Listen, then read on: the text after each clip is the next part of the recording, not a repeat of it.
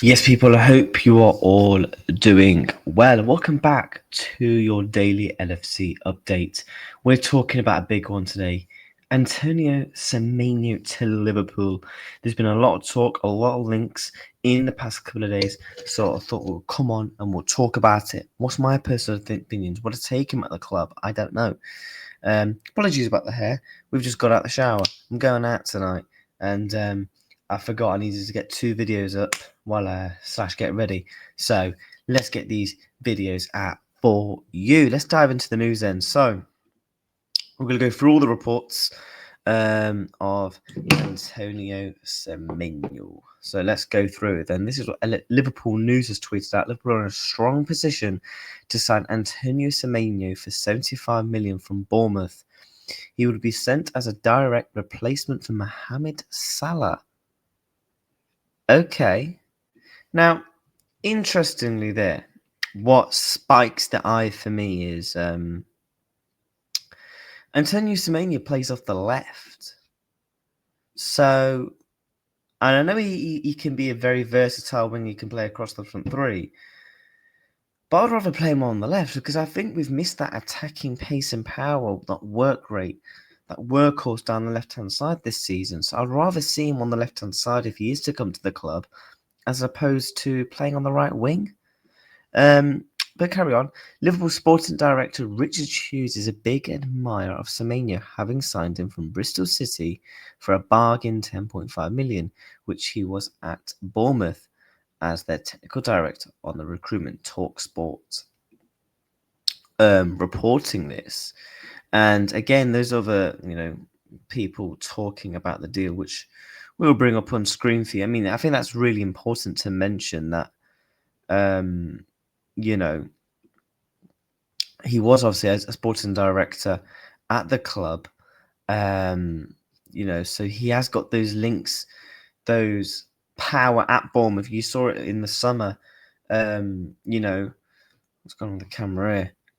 Bournemouth wanted originally 50 million quid for Milos Kerkez, and we ended up getting him for, I think it was about, I think we got Kerkez for about 35 million, 5 million add-ons, which is a pretty good deal, to be honest with you. A pretty, really good deal. Has he been great for Liverpool so far? Meaty, if I'm being truly honest. But I do think he will turn out to be a very good quality signing because I buy into the project of Richard Hughes and Michael Oders, the players that they've brought for us this summer. But the fact that he signed it for 10.5 million is pretty much a bargain, considering, when he does eventually leave Bournemouth, he is going to go for big bucks. I mean, for Bournemouth this season, so far in 7 matches, 6 goals and 3 assists. Last season, he scored 11 goals and 5 assists. When he was linked to Liverpool in the summer, we did see links. I said, for me, the one thing is about him, his numbers can be a bit meaty. And especially for a player, do I really want to be going splashing 75 million on a player that is struggling to just hit 10 goals and borderline 5 assists?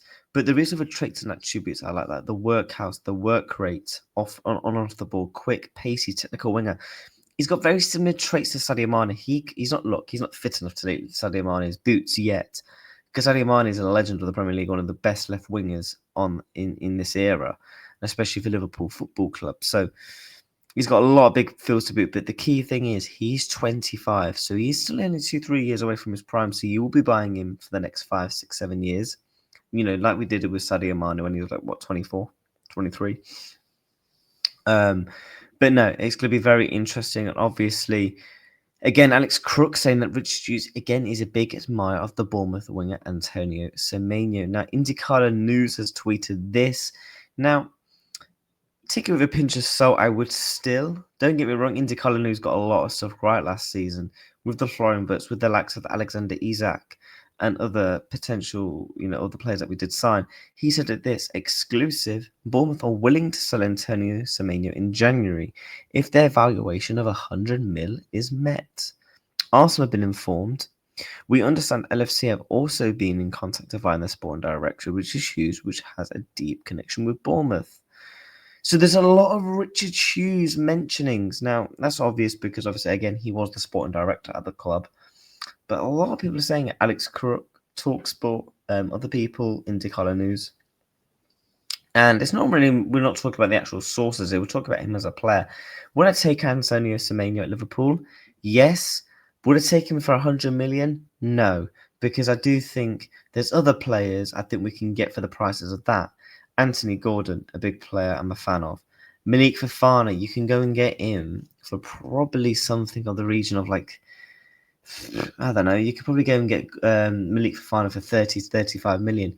Rodrigo, I think you can probably get him for about 80 to 100, and I think he's a far better player. And I think he's also a year younger as well. So it is looking like Liverpool are starting to look at potential wingers because we did not get that Luis Diaz replacement in the summer that we needed to get. Now, I think we've got players that can play on the left-hand side, like Hugo Ekitike. I do think you'll see maybe a little bit throughout the season because I think he's got the place on and the attributes to do that. Obviously, we've got Cody Gakpo and we've got Rio and Gamoa, and I think Chiesa can also play on the left-hand side as well too. So, but we are missing that left-hand side player. I think in certain games this season where we've just looked dead wide on the left-hand side, we've kind of missed that player that's just going to pick up the ball and drive and work. Yes, Luis Diaz didn't always score goals for us every week, but last season for me, Luis Diaz was absolutely fantastic. I thought he had a fantastic season for Liverpool in the sense of, yes, he didn't get goals and assists, like I said, but he was also making up for it in certain other areas. And again, that's something I do see in Semenyo. I'm just intrigued to see what the price would be because I think you have to look at it, right? Bournemouth are having a fantastic season. I mean, if we look at the Premier League table here, Bournemouth are currently in the Champions League spots.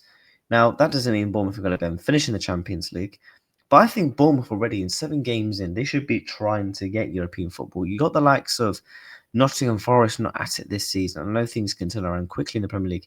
Aston Villa just don't look as good, although they have won their previous 2 matches. You still don't know what you're going to get with Brighton. You never really know. Newcastle, it's going to be very interesting to see what happens with them. They're kind of mixed form as well. Same with Manchester United. Sunderland, they have had a fantastic start as well.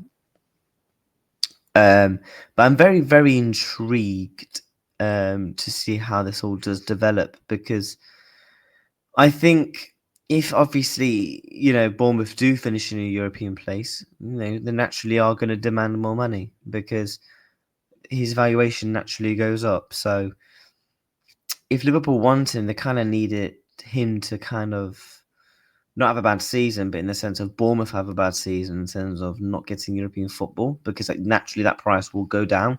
I think if they get European football, they're in there. Okay, fair enough. You can ask for up to 70 to 80 million. Cool. Okay, he's your best player.